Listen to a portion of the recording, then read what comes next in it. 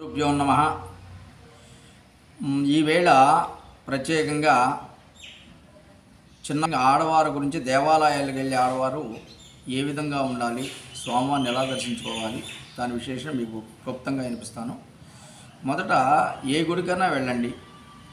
ఆడవారు వివాహితులైతే మాత్రము చక్కగా సాంప్రదాయ సిద్ధంగా నుదుట బొట్టు, విభూతి రేఖలు ఎవరి సంస్కృతి వాళ్ళకి సంబంధించి పెట్టుకోవచ్చును. ఆ తర్వాత క్లుప్తంగా చక్కగా చిన్నపిల్లలు అనగా మీ అమ్మటే మమ్మీ వెళుతుంది, డాడీ వెళుతున్నారు, వాళ్ళంటే మనం కూడా వెళ్ళాలని చెప్పేసి ఆసక్తికరంగా పిల్లలు వెళుతూ ఉంటారు. ఆ పిల్లలకి పొద్దున్నే లేవంగానే మనం ఏం చేయాలి, ఎలా చేయాలి, చదవాలి, సంజయాలు అన్నీ కూడా తల్లి యొక్క భద్రతను బట్టి పిల్లలు తయారవుతారు. తండ్రి తెచ్చేవాడే కానీ ఇవన్నీ పట్టించుకునేవాడు కాదు. నివిరిగప్పిన విషయాల కోసం నివిరీకృతం చేయడానికి మన సేవను ఫాలో అవ్వండి.